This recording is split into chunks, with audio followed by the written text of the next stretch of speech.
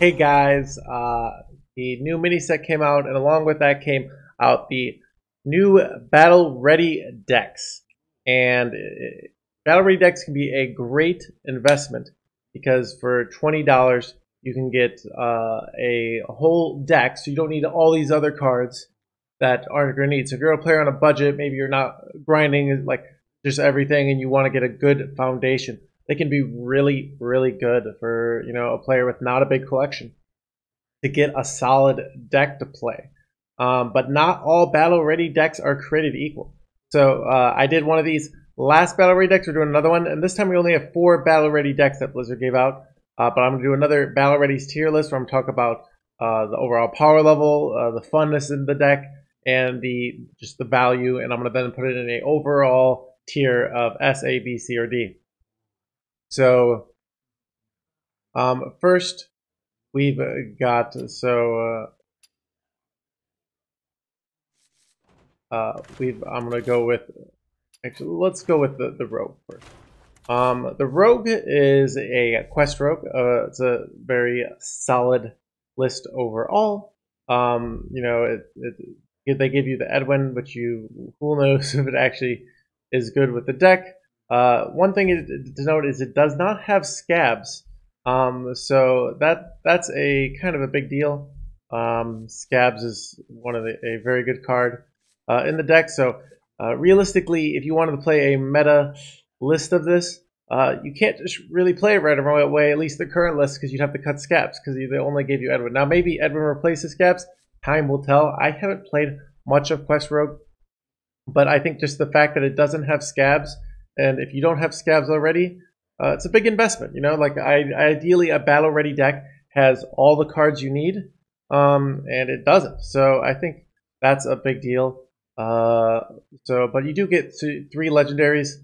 Edwin, it's hard to say how strong it is, but if you're getting this, you might have them already. 10 moves going to rotate, and the thing about Finding the Imposter is it's a quest, so it's only available in one deck. So this isn't very versatile. But that being said, this is still a solid archetype overall, a good deck overall. So I'm gonna put it.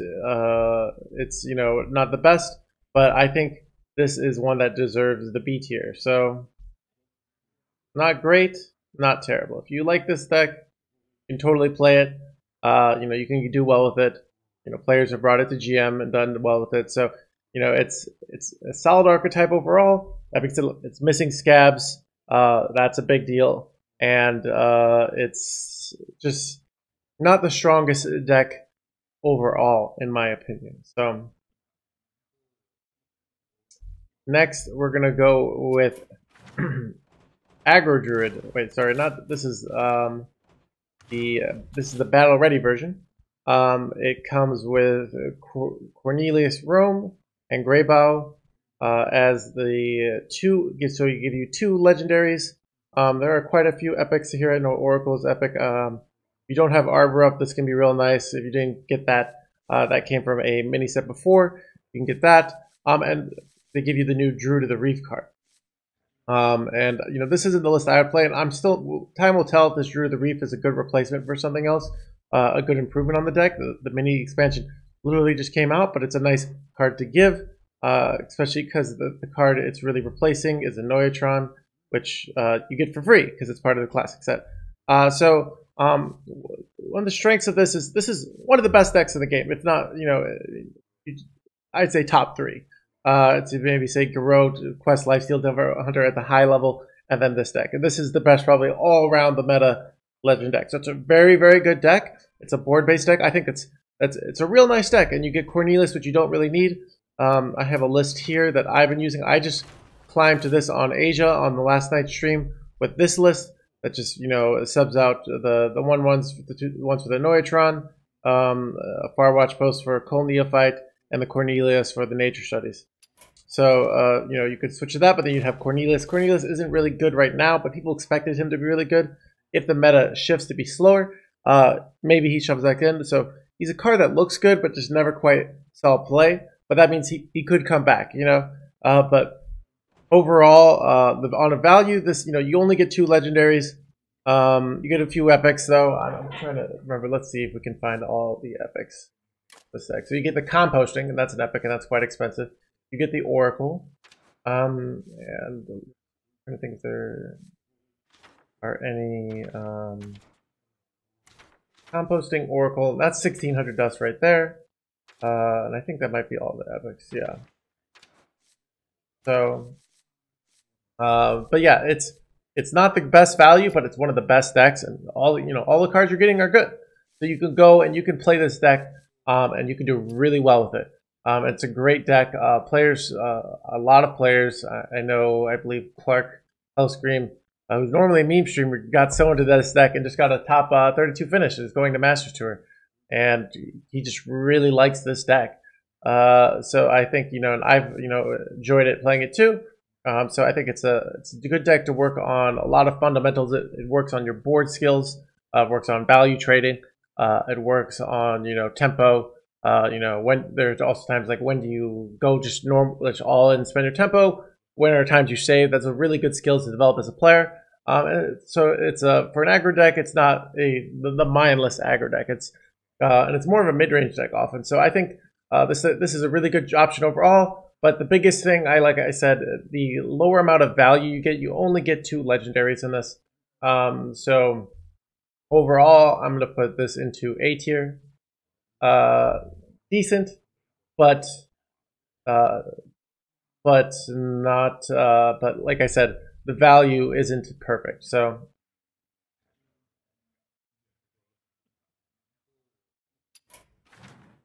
next, we're going to go with Paladin. So Paladin gives you some good legendaries. It gives you Mr. Smite and Blade Master. So if you don't have Blade Master, this could be a good investment. Because Blade Master pretty much is in so many decks. But the reality is a lot of you probably already have Blade Master. And Mr. Smite, doesn't really even work in this deck. They're just kind of handing it to you. And I think part of the reason with this list, they do give you 2 Battlegrounds Battle Masters. And that's 800 dust. So there is a good amount of value in this. You do get this high forge guy, but I think the reality of it, from my point of view, you get this as epic, but you don't get that many legendaries because Overlord Rent Deck you get for free. You already have this in your collection. You don't really get this. So you get 3 legendaries effectively, and these Mr. Smite probably going to be good. So if you just want Mr. Smite, you probably just buy the mini expansion, probably be better. But realistically, this High Learned Forge Dragon, not that good. Not every hand buff Paladin runs him. Some do, but I think there historically have been some that don't. But some that just run. But I think I'm looking at it now. Most of them do nowadays run it. But the big things that I don't like about this is, one, it's not running some real key. So every hand buff list pretty much runs McGurgle. It doesn't have that. So I think they kind of took out some of the stuff from the previous, because they did another Paladin one last one. I think McGurgle and Cariel were in it. They also don't have Cariel, and Cariel is really good. I'm actually pretty surprised they don't have Cariel in this. So this list is missing a lot of cards, and a lot of the cards you might, like Blade Master, you might already have. And the reality is, hand buff is pretty bad at the high level. It's okay deck to get the legend, but it's just not that good overall. And a lot of these cards aren't really that transferable. Mr. Smite could be transferable, but if you're buying a battle ready deck, chances are you're just trying to have a deck that's good to play overall. And I just think that, I'm not even sure what the best thing to transfer this to is. What do you cut to make this a regular list? But I think the bottom line when I look at this list is just not going to be good. It's not going to be easy to transfer to something that is good. And if you want to play the good deck, you might have to craft 2 more legendaries. So overall, this is my least favorite one. I think it's real bad. I really don't recommend it. The only people I recommend is like, I need Blade Master and Mr. Smite or something like that. Like I need specific cards from this, and I don't want to spend dust on them. Because other than that, it's not a good, so you could, still get decent value but it's not great value. It's specific. So overall, I really don't like Paladin. I don't recommend it. I'm gonna go with D tier. Sorry, Paladin. But yeah, don't buy the Paladin one unless you really know what you're doing. And then chances are you're not here. Chances are if you're here, you're looking for my guidance. But if you're like, I need these legendaries, because remember, you can substitute out different cards. Maybe you still want to go Paladin. But overall, I'm not a fan. I think it's the worst one, real bad one. And finally, we've got Quest Hunter. Now, this isn't the best deck, but a few things to note. One, you get 4 legendaries. And they're Defend the Dwarven District, Ringley's Rifle, Barak, Codabane, and Professor Slate. Professor Slate being the only weak one. But the bottom line is, these are really good. So Ringley Rifle, really good card. Barak, really good card. And Defend, even if you don't like Standard, you can go play this in Wild now, so you can get that legendary for free. I'm gonna see. Let's see if there's any good epics this is getting as well that I'm forgetting about.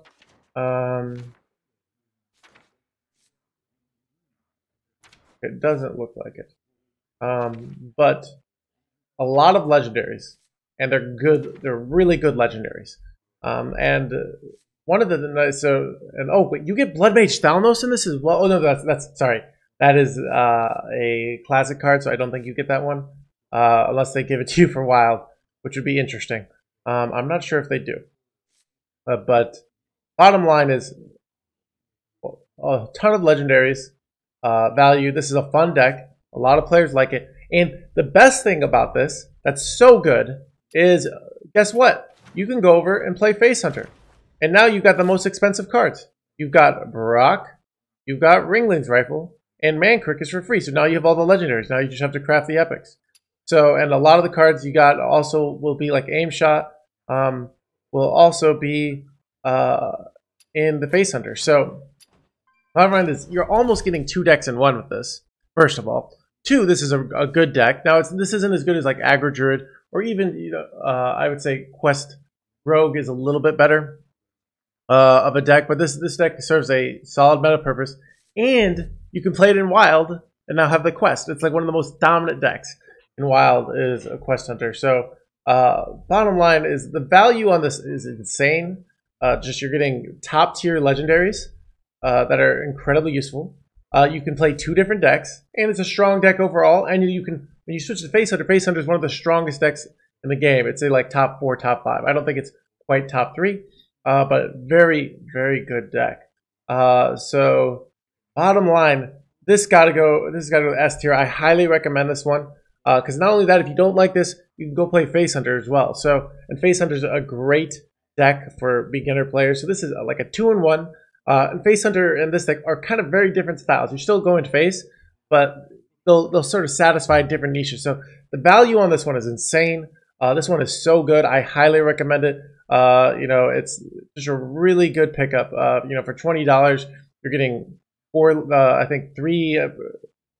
premium legendaries, another okay legendary, top tier decks. The Quest Hunter, I believe, is low tier 2. Face Hunter is tier 1.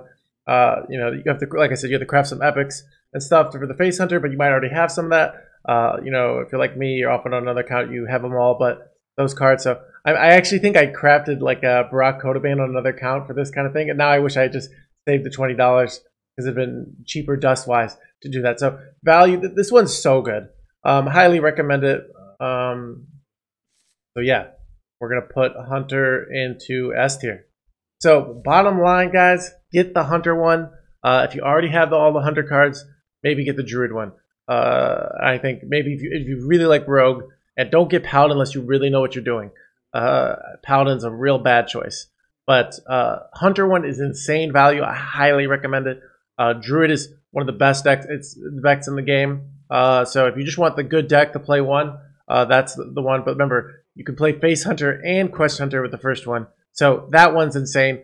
Rogue, like I said, missing scabs, big deal. But overall, you can maybe some lists I think don't run scabs. I think all the good ones do. But bottom line is, I think Rogue not so great. but does have some decent value and, you know, a decent archetype. And Paladin just utter trash. So at the end of the day, except for a few things like value wise. So that's my battle ready deck tier list. Hope you guys like that, and hope that helps you. I think you know you've got the Hunter, an amazing option, and the Druid, a really solid option overall if you're looking to buy a battle ready deck. So anyways, I hope you guys like that and enjoy.